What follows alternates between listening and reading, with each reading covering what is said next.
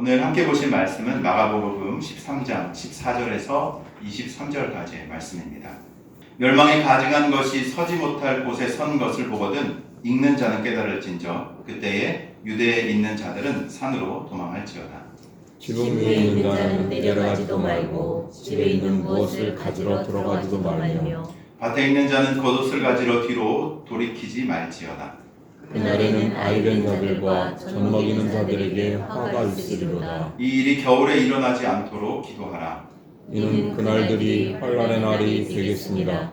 하나님께서 창조하신 시초부터 지금까지 이런 환난이 없었고 후회도 없으리라. 만일 주께서 그 날들을 감하지 아니하셨더라면 모든 육체가 구원을 얻지 못할 것이거늘 자기가 택한 자들을 위하여 그 날들을 감하셨느니라.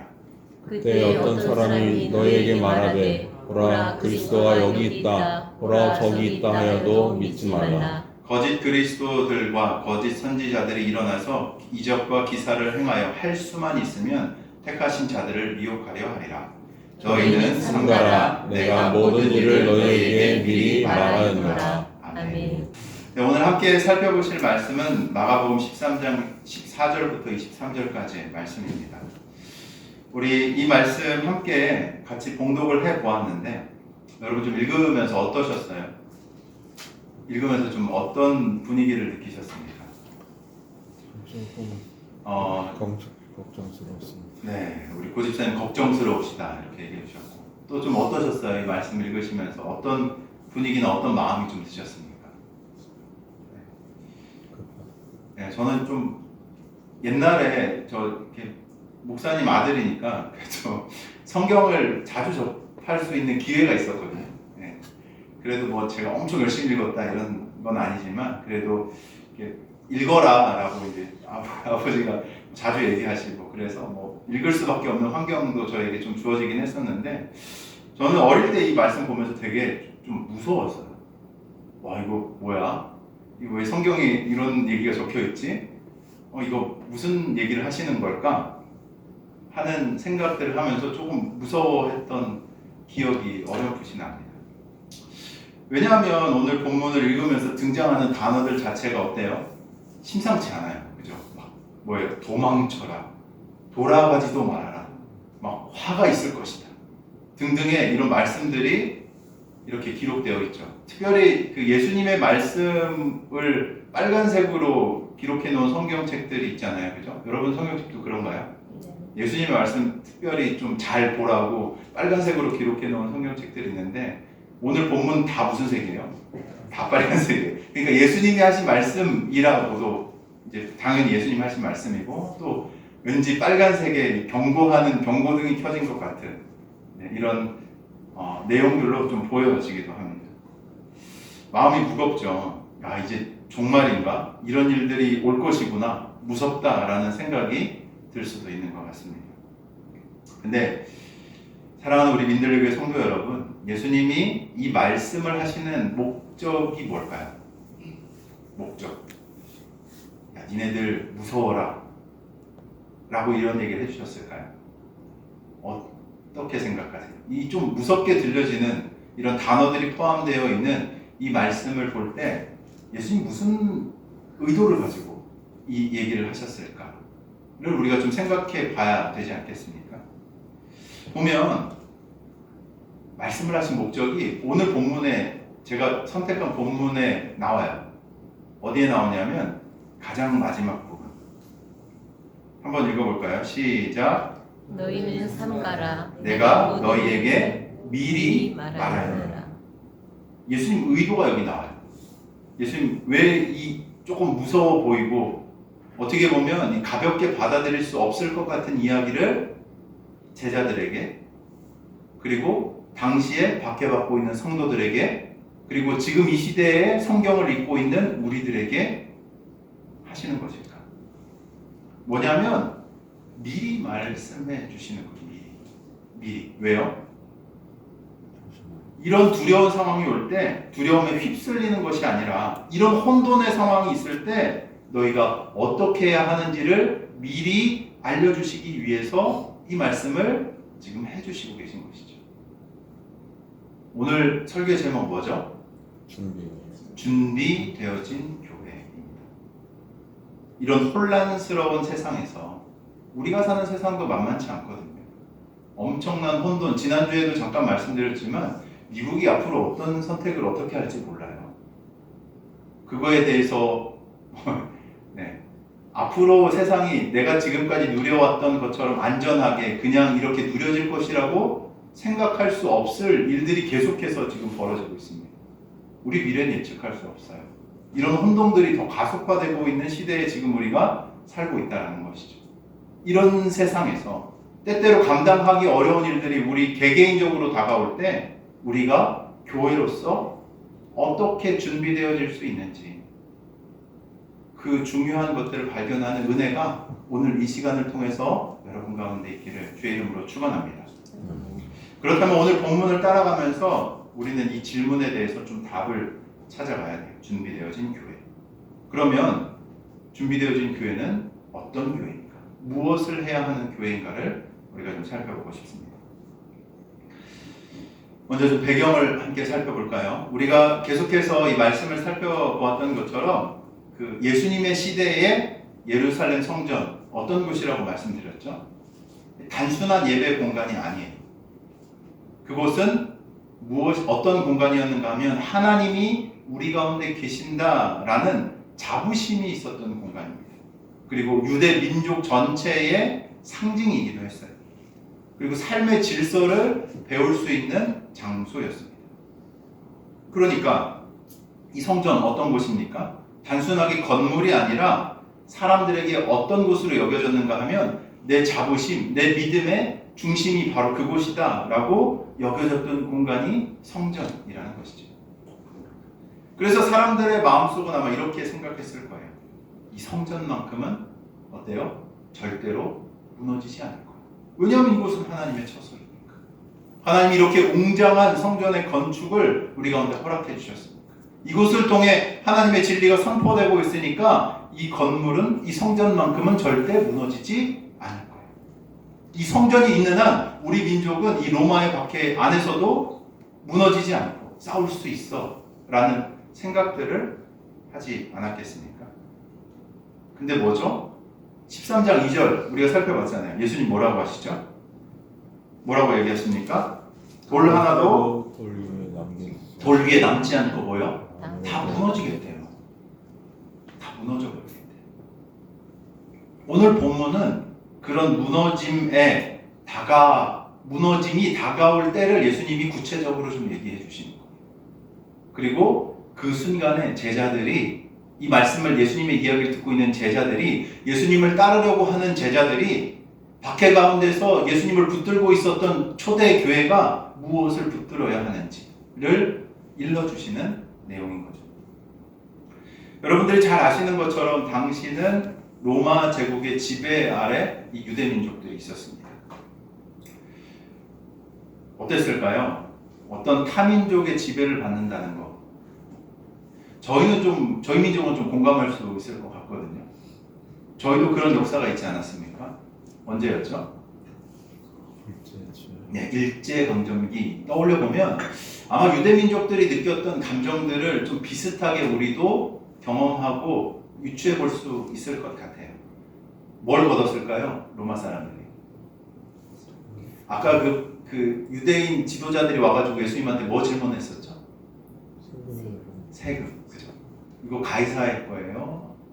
뭐 이거 하나님께 맞춰야 되나요? 하면서 예수님께 함정을 파가지고 얘기했었잖아요. 뭘 걷었냐면 로마 제국에서 세금을 걷습니다. 세금 걷는 것 뭐 가벼운 일이었겠어요? 그냥 뭐 얼마 정도만 니네가 내라고 하는 것이었겠습니까? 아니에요. 엄청난 부담이 있었던 것이 방금 로마 시대 때 유대인들이 감당했던 세금의 문제였습니다. 또 어떤가 하면 외국인 군대가 주둔해 있었어요. 로마 군대가 이제 유대 땅에 특히 예루살렘에 있었습니다. 우리나라도 그랬었죠. 우리나라 땅에 경성에 누가 있었습니까? 일본 군대가 주둔해 있었어요. 어떤 느낌일까요? 어떤 느낌이겠습니까? 우리가 우리나라를 스스로 지키지 못해 외국의 군대가 와서 여기 우리를 지켜준다는 명목으로 우리를 수탈하고 박해하고 있어. 엄청난 그 민족적인 자부심과 자존심에 상처를 입지 않았겠습니까? 압박도 느끼고요. 로마에서 파견된 총독이 예루살렘에 있었어요. 이 민족이 가지고 있었던 자존심은 큰 상처를 입었고 그 문제들로 인해서 불거지는 여러 가지 종교적인 사건들이 막 일어납니다. 막 갈등이 겹쳐져 있었어요. 어땠을 것 같으세요? 막 사람들의 의견이 갈라집니다. 야, 로마랑 어떻게 싸우자. 이 민족들 물리쳐내고 우리 민족을 다시 세워야 되지 않겠냐라고 하는 사람들이 있었겠죠. 그리고 또 한편으로 어떤 사람도 있었을까요? 야, 로마를 우리가 어떻게 이겨? 적당하게 순응하면서 살아야지 라고 하면서 이 주장하는 사람들이 같이 살고 있었어요. 분위기가 좋았을까요? 안 좋았을까요? 언제 어떤 일이 일어나도 이상하지 않을 만큼의 긴장감들이 항상 감돌고 있었던 것이 바로 이 유대인들이 특별히 더 그랬어요. 질럿이라고 기억하시나요? 그 질럿 땅, 열심당원. 네, 말씀에 예수님 제자 중에 열심당원 있나요? 있어요. 네. 열심당원이 뭐냐면 그 로마의 압제에 우리가 항거해가지고 다 때려 부수고 우리 민족의 자존심을 세워야 된다. 우리가 독립해야 된다 하면서 폭력 투쟁도 마다하지 않았던 사람들이 바로 이 질럿, 그 열심당원들입니다. 재밌죠? 예수님 제자들 안에도 이 세금을 걷었던 세리와 막 열심당원이었던 사람들이 같이 함께 공존했다는 거예요. 그러니까 이런 긴장감들이 있었던 거예요. 어떤 사람들은 이제 맞서서 싸워야 된다. 어떤 사람들은 현실적으로 버텨내야 된다. 아니면 그냥 이 정치적인 군사적인 변화만 오면 이 상황들이 바뀔 것이다 라고 기대하는 사람들도 있었던 거죠. 특별히 메시아, 구약에 예견됐던 메시아가 오면 이 모든 게 바뀌어질 거야 라고 기대하는 사람들도 있어요. 이런 상황이 누적된 상태에서 예수님 오늘 본문에서 말씀하시는 도망, 환난 이런 건 단순하게 어떤 상징이 아니었어요. 실제로 일어날 일들에 대한 이야기였던 것이죠. 예수님 조금 오늘은 역사 이야기를 조금 여러분들에게 해드리고 싶은데 예수님께서 우리가 성경을 다 읽었으니까 아시는 것처럼 이 이후에 십자가에 달려 돌아가십니다. 그리고 어떻게 하시죠? 부활하시고 어떻게 하십니까? 승천하십니다. 이 부활 승천하신 이후에 이 유대 지역 어떻게 되는지 아세요? 전쟁의 소용돌이에 휩싸이게 됩니다. 이런 긴장들이 계속 고조되다가 이제 AD 66년쯤에 이제 극단적인 갈등이 폭발을 하기 시작해요. 특별히 세금 문제 때문에 이 일들이 나타나게 되거든요. 유대 지역에서 이 로마에 대한 대규모 반란군들이 일어납니다. 그러니까 로마에 더 이상 이제 지배하에 못 살겠다 하면서 로마에 대적하는 반란군의 사람들이 일어나서 전쟁이 시작돼요. 이때부터 상황은 아주 전면적으로 로마와 대적하는 일들, 이 전쟁이 아주 극심하게 치닫게 됩니다. 그래서 이 전쟁이 절정으로 치닫는 시기가 언제냐면 AD 70년이에요. 몇 년이라고요? 제가 자주 말씀드렸죠. AD 70년. 성전이 완전히 폐파가 되는 때예요. 로마 군대가 예루살렘을 포위하고 어떻게 하냐면, 그러니까 예루살렘 성 자체가 되게 함락시키기 어려운 구조예요. 거기에 몇천 년 동안 성곽이 있고 성이 있었다는 건 그만큼 거기가 좋은 장소였기 때문에, 방어하기 좋은 곳이었기 때문에 거기에 성을 지어놨던 거죠. 물론 성전도 그곳에 있었고요. 어떻게 하냐면 로마 군대가 쉽게 거기를 쳐들어가기가 어려우니까 예루살렘 성을 어떻게 하냐면 포위를 해버려요. 군대가 그 성 전체를 둘러싸가지고 개미 새끼 한 마리도 못 들어가게, 음식도 다 차단해버려요. 어떤 것도 그 안으로 들어가지 못하도록 완전히 포위해버립니다. 어떨 것 같으세요? 구약에도 비슷한 일들이 있지 않았었나요? 성 안이 어떤 모양이 되었을까요? 난리가 났나? 난리가 났다. 음식도 없고 사람들은 막 그 안에서 이제 우리 어떻게 하냐 하면서 혼란한 목소리들 내면서 성전이 이 예루살렘 성이 안이 난리가 나는 거죠. 그래서 결과적으로 무너집니다. 예루살렘 함락이 되고요.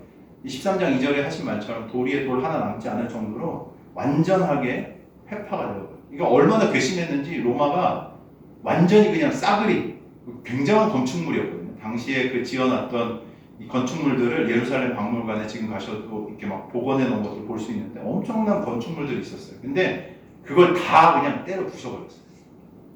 괘씸한 놈들이 이제 다시는 반란 못 일으키게 만들어버리겠다는 취지로 완전히 회파시켜버립니다.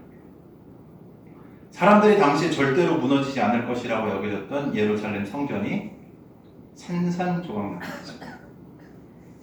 예수님이 말씀하신 환란, 우리 13장 19절에 이 말씀하신 것은 추상적인 표현이 아니었어요. 그 시대 사람들이 실제로 체험했던 현실이 되어버립니다. 전쟁이 70년에 끝나지 않습니다. 언제까지 이어지냐면 73년까지 이어져요.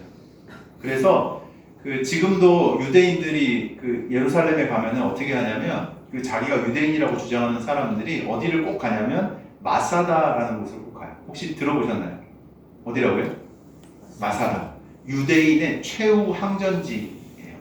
유대인의 최후 항전지. 어떻게 하냐면 로마의 포위를 뚫어내고 이 특공대, 별동대 같은 사람들이 소수가 나옵니다. 그래서 끝까지 항거를 하겠다 하지만 어떻게 하냐면 산 위에 올라가서 헤롯이 당시에 지어놓은 산 위쪽에 엄청 멋있는 별장이 있거든요. 거기에 올라가서 로마 군대와 끝까지 항거해요.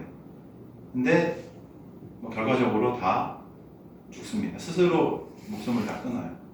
더러운 이방인들에게 우리가 죽을 수 없다 하면서 이제 죽게 되는데 하여튼 이런 배경들 안에서 무너지게 되고 이 마사다가 최후의 항전지인데 다 거의 다 죽거나 포로가 되거나 흩어지게 됩니다.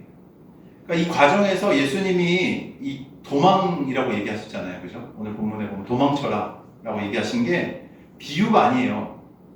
이 실제 생존의 문제였습니다. 이런 전쟁과 혼란한 시대에 사람들의 마음이 어땠겠어요? 엄청나게 흔들리는 거예요. 그러니까 무엇을 기대하게 됩니까? 어떤 나를 구원해 줄 말들을 간절하게 붙들게 되죠. 그래서 예수님이 21절에서 23절에 뭘 경고하시는가 하면 미혹당하지 말아라. 미혹당하지 말아라. 이 지점에서 이게 왜 이렇게 치명적인지 이런 부분들을 좀 후반부에 정리해서 좀 말씀드려볼게요. 이제 이런 배경 위에서 본문을 한번 좀 읽어봅시다. 그러면 예수님 말씀이 더 잘 이해가 돼요. 14절 한번 읽어볼까요? 시작. 멸망에 가증한 것이 서지 못할 곳에 선 것을 보거든 읽는 자는 깨달을진저 그때에 유대에 있는 자들은 산으로 도망할지어다. 여기에서 중요하게 보셔야 되는 핵심 단어는 두 개예요. 첫 번째로는 멸망에 가증하는 것입니다. 이거는 뭐냐면 두 가지를 같이 말씀드릴게요. 두 번째는 가로로 돼 있잖아요. 가로로 뭐가 돼 있죠? 읽는 자는 깨달을진저. 이 두 개가 되게 큰 힌트예요. 뭐냐면 이 읽는 자는 깨달을진저가 이 멸망에 가증한 것과 같이 연계가 되어 있어요. 그러니까 이 말씀을 보거든 네가 좀 생각해봐. 내가 특정한 본문을 떠올릴 수 있도록 생각하게 하신 예수님의 이 표현이거든요. 읽는 자는 깨달아라. 내가 무슨 얘기하는지 너희가 좀 깨달으면 좋겠어 라는 힌트를 주신 건데 보면 첫 번째 얘기한 멸망에 가증한 것이 힌트예요. 이 멸망에 가증한 것이 어디에 등장하냐면 다니엘서 말씀에 등장합니다. 다니엘서 한 절만 좀 찾아볼까요? 사실 이게 몇 가지가 더 있는데 11장 다니엘서 11장 31절 한번 찾아볼까요? 다니엘서 11장 31절 11장 31절 찾으셨습니까? 11장 에겔단 11장 31절 찾으셨나요? 네, 같이 한번 31절 한 목소리 읽어보겠습니다. 시작. 군대는 그의 편에 서서 성소 곧 견고한 곳을 더럽히며 매일 드리는 제사를 폐하며 멸망하게 하는 가증한 것을 세울 것이다. 그러니까 성경을 아는 사람들은 구약을 아는 사람들은 예수님이 말씀하신 이 가로 있잖아요. 읽는 자는 깨달을진저 하면 뭘 떠올리겠어요? 이 똑같은 표현이 어디서 읽었었는데 어디지? 맞아. 다니엘서를 보면서 내가 이 말씀을 본 적이 있지라는 것을 자연스럽게 떠올릴 수밖에 없는 것이죠. 다니엘서의 배경을 예수님께서 지금 니네 앞에 이런 일들이 예견된 일들이 일어날 거야 라고 지금 말씀해 주시는 거예요. 이 다니엘서에도 방금 우리가 읽었지만 이거 반복되거든요. 9장에도 나오고 11장에도 나오고 12장에도 나옵니다. 그러니까 이 다니엘서의 이야기를 예수님이 가져오셔가지고 제자들에게 지금 이렇게 가르치시는 거예요. 너희가 겪을 일이 성경에 예견돼 있어. 그리고 이 일들이 앞으로 너에게 닥칠 거야 라는 것을 말씀해 주시는 거예요. 이 멸망에 가증한 것은 무엇인가 하면 이 구약에서 얘기한 다니엘서의 이야기인데, 그러니까 해석을 되게 다양하게 하기도 하지만 그냥 정말로 쉽게 여러분들에게 오늘 설명을 드리자면, 거룩한 것이 모독당하고 예배의 중심이 흔들리는 일이 나타나게 된다. 그 일들이 예견된 다니엘서의 메시지들을 예수님께서 지금 얘기해 주시는 거예요. 뭐요? 거룩한 것이 모독당하고 예배의 중심이 흔들리는 위기가 올 거다. 그때 무엇을 붙들고 어디로 움직여야 되는지를 예수님께서 이 다니엘서를 갖고 오셔서 제자들에게 말씀하고 계신 것이죠. 이 멸망에 가증한 것을 얘기하신 다음에 지체 없이 예수님이 뭐라고 얘기하시냐면 14절 보면 그때 유대에 있는 자들은 어떻게 하라고요? 산으로 도망가라. 산으로 도망가라. 뒤에 계속 이어지죠. 15절. 지붕 위에 있는 자도 내려가지 말고 집 안에 있는 무엇을 가지러 들어가지도 마라. 16절. 밭에 있는 자는 겉옷을 가지러 뒤로 돌이키지 말아라 라고 얘기하시는 거예요. 예수님이라면 좀 이렇게 얘기해야 되는 거 아닙니까? 예배를 드리는 성전, 그 웅장한 성전을 야 니네가 어떻게 해서든 그 성전을 지켜내. 예배의 공간을 지켜내야 되는 것이 맞지 않아? 끝까지 싸워 라고 얘기하시는 것이 맞지 않겠나요? 어떠세요? 예수님은 오히려 맞서 싸우라고 얘기하지 않으세요. 뭐라고 얘기하냐면 반복해서 지금 뭐예요? 도망치라. 예수님 분명하게 싸우지 말고 뭐예요? 도망치라고 얘기하세요. 되게 중요한 걸 우리에게 가르쳐 줍니다. 여러분 뭘 지켜야 될까요? 예수님이 지금 무엇을 지키라고 얘기하시는 거예요? 건물 지키라는 거예요? 그 웅장한 종교적인 시설을 지키라고 예수님 얘기하시는 겁니까? 아니에요. 예수님 분명히 얘기하시는 거예요. 사람을 지켜라. 뭘 지켜내라고요? 사람을 지키라고요. 건물을 지키는 게 아니에요. 종교적인 형상을 지키는 게 아니라 예수님 뭘 지키라고요? 사람을 지키라고요. 사람. 말씀도 분명하게 얘기하잖아요. 너희가 하나님의 성전인 줄 알지 못하느냐.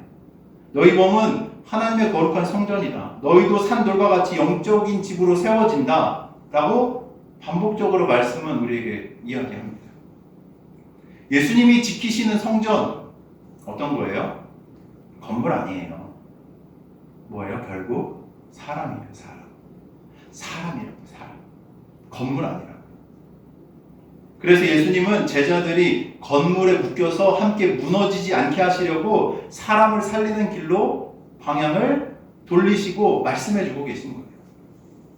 그리고 15절, 16절에 뒤로 돌이키지 말라는 말씀은 단순하게 급하다는 말이 아니에요. 무슨 의미인가 하면 무너질 것에 너희의 마음을 남기지 말라는 메시지예요. 그거 다 무너질 거야. 그것 때문에 너희 목숨을 잃지 않았으면 좋겠어. 사랑하는 성도 여러분, 우리의 마음이 어느 때 드러나는지 아십니까? 위기 상황이 오면은 드러나요. 위기 상황이 딱 닥치면 내가 진짜로 뭘 믿고 있는지가 확연하게 드러납니다. 정말로 내가 위험하다 느끼면 어떻게 하는지 아세요? 내가 믿는 것을 탁 붙잡아요.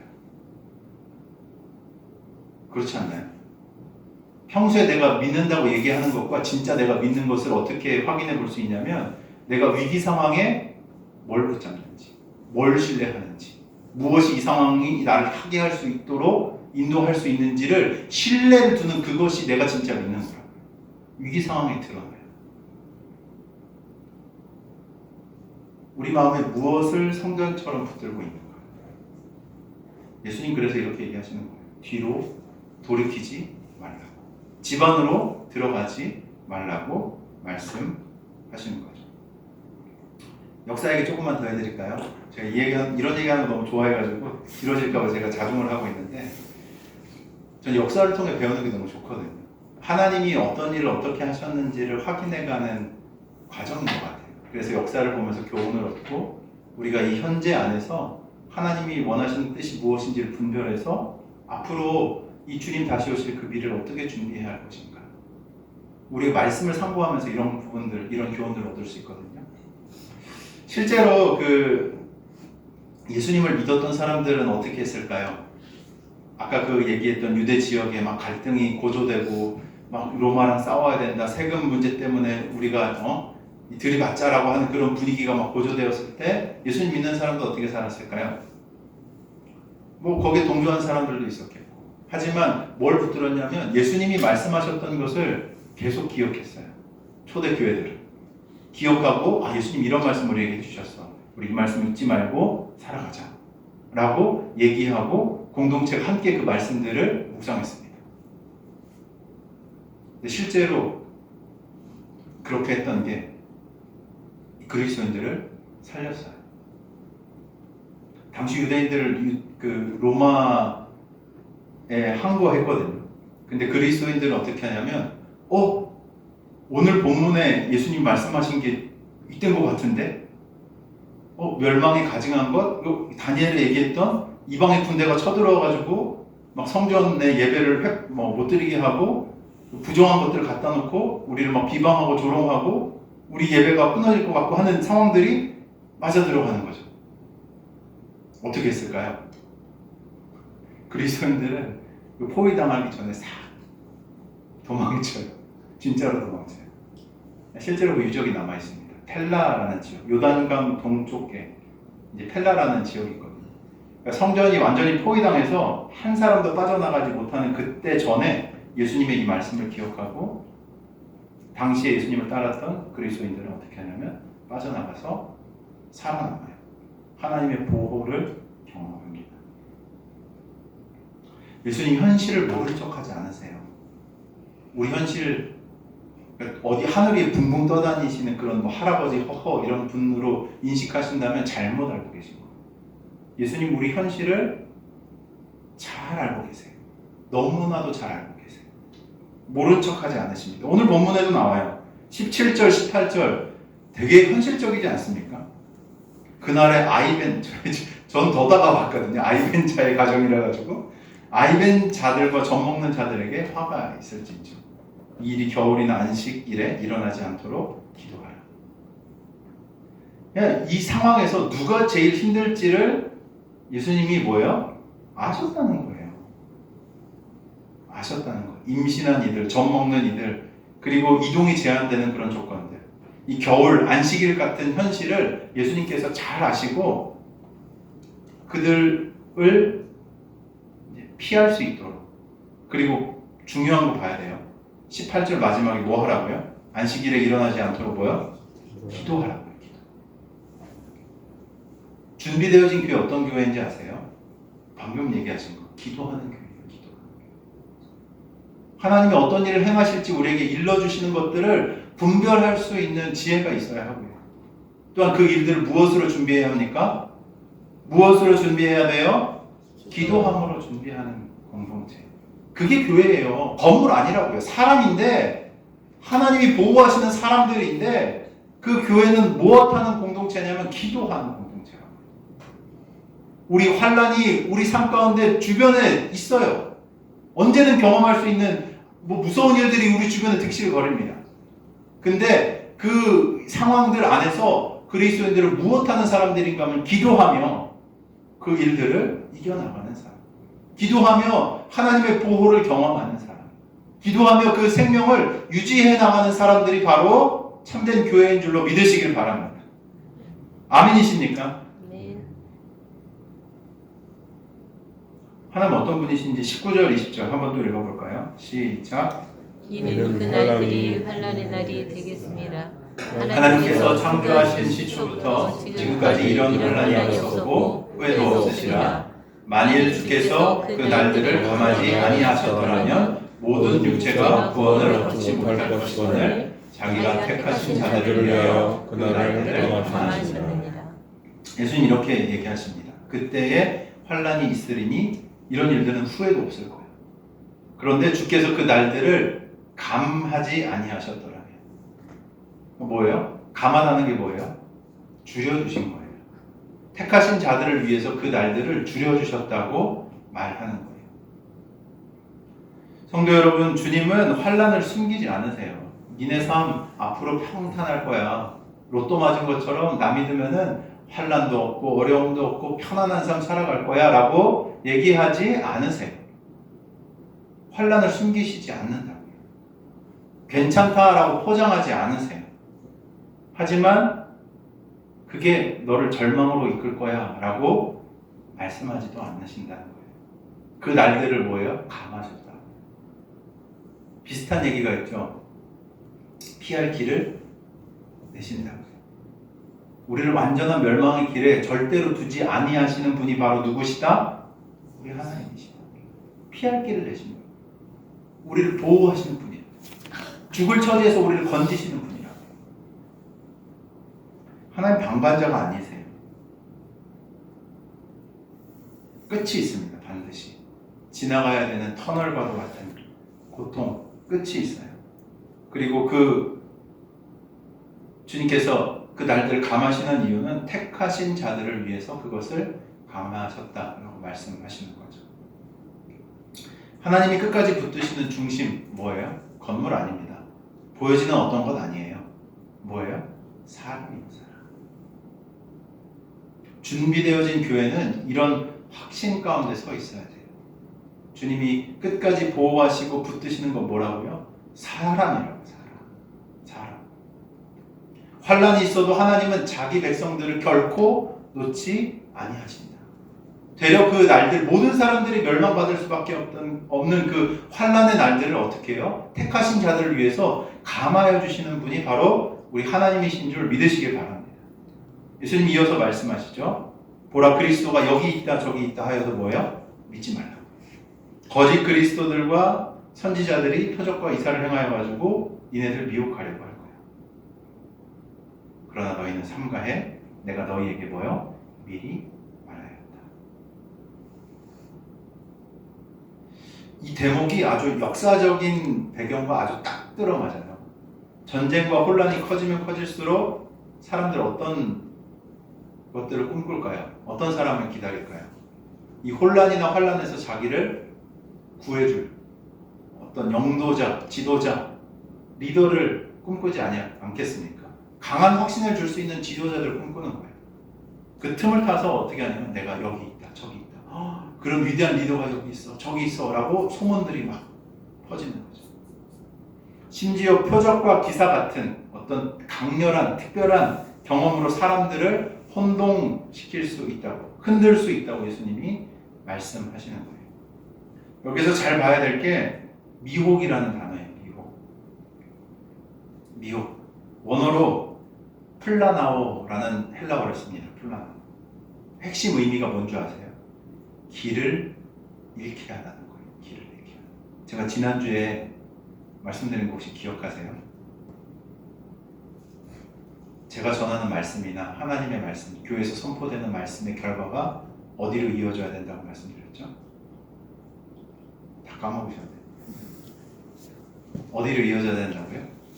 예수님께로. 어떤 선포되어지는 말씀이나 우리가 드리는 예배나 종교적인 행위나 어떤 모양이든 우리가 섬기는 모든 것을 통해서 우리의 마음이 결과적으로 어디로 이어져야 된다고요? 예수님께로 이어져야 돼요. 교회는 그것 때문에 존재하는 거예요. 교회에 선포되어지는 말씀은 그것 때문에 선포되어지는 겁니다. 다른 걸로 가면 이상한 거예요. 근데 미혹이 뭐라고요? 미혹의 뜻이 뭐라고요? 길을 잃게 하다. 내 마음이 예수님께로 향하는 게 아니라 어디로 향해? 이상한 데로 가면 이러면 괜찮을 것 같아? 아니, 저 사람이면 내 문제 해결해 줄 것 같은데? 예수님이 아닌 다른 길로 잃게 하는 것이 뭐라고요? 미혹이라고요. 예수님 그래서 뭐라고 얘기하시냐면 딱 두 문장으로 결론을 주세요. 13장 21절, 믿지 말라고요. 믿지 말라고요. 아무리 그럴싸해 보이는 말로 유혹을 하더라도 마음이 주님께로 향하게 만들지 않는 어떠한 종교적인 행위, 섬김, 길, 무엇인가의 이야기는 뭐라고요? 믿지 말라고요. 제가 진짜로 가슴 아프고 안타까운 것 중에 하나가 부산에서 사역할 때도 그랬고 대전에서 사역할 때도 그랬고 제가 신천지 앞을 맨날 지나갔거든요. 교회가 거기를 지나가야 돼요. 지나가면은 검은색 바지와 흰색 티셔츠를 입은 젊은 청년들 엄청난 무리가 횡단보도를 건너서 건물 안으로 들어가는 걸 제가 목도하게 됩니다. 너무 답답, 막 마음이 아프더라고요. 이단들이 판을 쳐요. 뭐 요즘 뉴스에도 막 나오던데, 뭐 통일교도 나오고 신천지도 나오고, 얼마나 많은 영혼들이 그 길을 잃고 그곳에서 방황하는지 여러분 아십니까? 분별하셔야 돼요. 제가 다 뭐 여러분들의 삶을 알 수 없고 알려드릴 수 없어요. 근데 명확한 거 이거 하나는 분명히 말씀드릴 수 있어요. 우리의 마음이 어디로 향해야 된다? 예수님께로 향해야 된다. 예수님을 더 사랑하고 싶고 예수님의 마음을 담고 싶고 예수님의 뜻대로 내 삶을 드리고 싶고 내 삶이 예수님을 닮아가고 싶고 하는 열망들이 우리 가운데 있어야 돼요. 다른 어떤 것들이 끼어들면 안 된다니까요. 마지막 때 이 역사적으로 이스라엘은 그때 마지막 때를 경험하거든요. 근데 우리도 지금 이 시대를 살아가면서 마지막 시대를 살아가요. 성경에서 마지막 때를 언제라고 얘기하는지 아십니까? 예수님 승천 이후가 마지막 때예요. 예수님 다시 오시기 전까지의 시간. 그때가 마지막 때예요. 근데 그 마지막 때 중에서도 이제 거의 끝까지 온 것 같다라는 이야기들을 많이 합니다. 처처의 난리와 소식들이 들리고 사랑이 식어져가고 그때 미혹당하지 않아야 돼요. 어떻게 해요? 예수님을 사랑하고 말씀의 진리 가운데 서서 거짓을 분별할 수 있는 진리가 우리 가운데 있기를 주의 이름으로 축원합니다. 주님께서 얘기하시는 거예요. 내가 미리 니네한테 얘기했어. 이런 일들이 있을 거라고 얘기했어. 오늘 본문을 우리 삶의 현장의 자리로 한번 가져가 볼까요? 예수님 시대 사람들은 뭘 붙들었죠? 성전, 웅장한 성전, 종교적인 상징인 성전, 예배의 처소인 성전, 민족의 자부심인 성전, 그걸 붙들었어요. 눈에 보였죠. 위험도 있고요. 무엇보다 하나님이 함께 하신다는 안전의 상징처럼 그 성전을 붙들었던 거예요. 근데 예수님 뭐라고 얘기하십니까? 그 성전 무너질 거다. 실제로 말씀대로 AD 70년 그렇게 됩니다. 우리 시대에도 이런 보이는 성전이 있어요. 여기서 말하는 성전은 예배당 건물만이 아니에요. 우리 마음이 하나님처럼 의지하고 하나님 자리처럼 붙들어 버리는 것들, 그게 바로 그런 거죠. 제일 큰 게 아마 돈이지 않을까 싶어요. 돈이 주는 안전, 어떤 건강한 사람은 건강이 주는 확신, 사람들과의 관계, 인정, 내가 통제할 수 있다는 어떤 생각들, 익숙한 시스템과 방식, 내 눈앞에 보이는 성과와 결과, 그런 것을 마치 성전처럼 우리가 붙들고 살 수 있다는 것이죠. 근데 예수님이 오늘 우리에게 이렇게 물으실 것 같아요. 그거 흔들리면 너도 흔들릴 거니? 그거 무너지면 네 믿음도 무너질 거니? 너는 지금 마음의 중심에 무엇을 두고 살아가고 있니? 주님께서 우리에게 다시 붙들게 하는 중심은 보이는 성전이 아니에요. 주님께서 붙들게 하시는 건 무엇인지 아십니까? 산 돌이며 생명이 되시는 예수 그리스도십니다.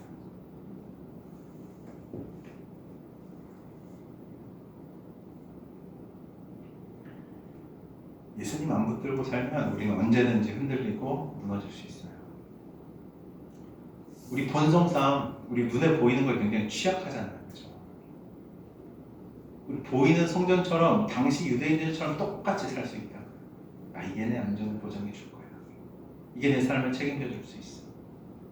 이것만 붙들면 나는 괜찮을 거야. 주님 그거 아니라고 얘기하시는 거야. 그거 다 무너질 거야. 그 무너질 때 너 뭐 붙들겠니? 우리가 흔들리지 않는 반석 위에 서야 할 줄 믿습니다. 예수님 뭐라고 하시죠? 내가 반석이다.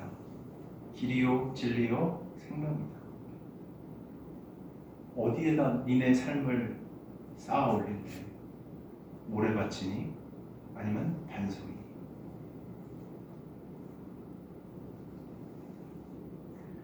우리의 정체성과 안정, 그건 어떤 보여지는 것에 있는 것이 아닙니다. 건물에 있는 것도 아니에요. 반석 대신 예수님께 있을 때 분명해지는 줄로 믿으시길 바랍니다. 그렇게 준비되어진 교회로 우리가 살아가야 됩니다. 그러면 어떻게 준비되어진 교회로 살아갈 수 있는가? 첫 번째, 혼란 속에서도 말씀으로 분별하는 교회로 우리가 살아가야 돼요. 말씀해 주셨어요, 예수님. 이미 기록된 말씀으로 우리 가운데 계시해 주셨어요. 세상의 소문과 분위기에 마음을 빼앗기기보다 예수님이 삼가하라 라고 하신 말씀을 붙들기를 축원합니다. 무엇이 진짜인지, 무엇이 우리를 믿음의 길에서 벗어나게 하는지를 늘 말씀 앞에서 점검해 가야 하는 것이죠. 묵상하시죠? 묵상하고 계십니까? 생명의 삶 어디 냄비받침으로 쓰고 계신 거 아니시죠? 아침마다 내 머리맡에 두고 일어날 때 가장 먼저 그 말씀에 여러분의 삶의 기준을 두고 묵상하고 계시는 줄 믿습니다. 이런 묵상 안 하시면 다시 시작하십시오. 권해드려요. 아니 일주일에 1시간 주님 말씀 듣고 내가 주님 물론 하나님 이 시간 통해서 여러분에게 말씀하시지만 그 매일매일 그 내가 보고 듣고 아마 유튜브 쇼츠보다 말씀 덜 보실걸요? 근데 놀라운 건 하나님의 말씀이 그만큼 힘이 있어서 여러분의 삶을 낭망하지 않도록 이끌어 가시는 거예요. 그 보는 거에 영향을 받는 게 우리인데 세상의 그 수많은 기준들이 보는 메시지를 통해서 우리 삶에 들어오는데 그래도 그나마 믿음을 지키고 살고 있는 여러분들을 대견하다고 말씀드리고 싶습니다. 네, 그게 또 한편으로는 말씀의 위력인 거예요. 여러분 이렇게 드물게 말씀을 먹음에도 하나님 우리 삶을 인도하실 수 있다면 매일의 삶에 말씀을 기준에 두고 여러분의 삶을 살아가신다면 얼마나 놀라운 변화가 여러분 인생 가운데 있겠습니까? 부탁드립니다. 묵상하시기를 축복합니다. 네, 감사합니다. 그리고 둘째, 위기 앞에서 지체하지 않고 순종하는 교회로 우리는 준비된 교회로 그렇게 살아가야 돼요. 예수님 뭐라고 얘기하시냐면 뒤로 돌이키지 말라고 얘기하세요. 우리가 놓아야 할 것은 내려놓고 붙들어야 할 것은 이 주님의 말씀 붙들면서 작은 순종을 미루시면은 안 됩니다. 지체하지 않고 순종하는 교회가 준비된 교회예요. 세 번째, 약한 자들을 품고 기도로 준비하는 교회가 준비된 교회입니다. 아까 예수님 얘기하셨잖아요. 애밴 아이들, 젖먹이들 있는 집안들, 그들을 위해서 기도하라고. 그 일들이 그때 일어나지 않도록 기도하라고. 예수님 현실의 무게를 아세요. 그리고 기도하라라고 말씀하셨습니다. 우리 공동체가 기도로 서로를 지켜주고 연약한 이들의 걸음을 함께 지탱해 줄 수 있는 준비된 교회가 되기를 축복합니다. 그리고 네 번째, 환난이 있어도 하나님의 손을 신뢰하는 교회로 우리는 살아가야 돼요. 주께서 뭐라고 얘기하시면 날들을 그 환난의 날들을 어떻게 해요? 감하신대요. 줄여주신대요. 두려움이 우리를 붙잡아서 온전히 우리를 망하지 못하게 하도록 주님께서 그 환난의 때에도 우리를 붙잡아 주시는 줄로 믿습니다. 택하신 자들을 붙드시는 은혜가 바로 그런 거예요. 그래서 그런 주님을 더욱더 굳게 신뢰하면서 하나님의 손을 신뢰하는 교회로서, 준비된 교회로서 우리가 살아갔으면 좋겠습니다. 예수님 마지막으로 이렇게 얘기하시죠. 내가 너희에게 뭐라고요? 미리 말하였노라. 미리 말하였노라. 세상을 겁내면서 움츠러들어서 살 것이 아니라 반석 되신 예수님을 더 굳게 붙들면서 말씀대로 살아가는 우리 민들레 성도님들 되시기를 축복합니다. 보이는 것에 마음을 고정하지 말고 흔들리지 않는 반석 위에 서서 서로를 세워주며 이 시대 한가운데서 준비된 교회로 살아가는 저와 여러분들이 되시길 주의 이름으로 간절히 축원합니다. 우리 함께 좀 기도할까요?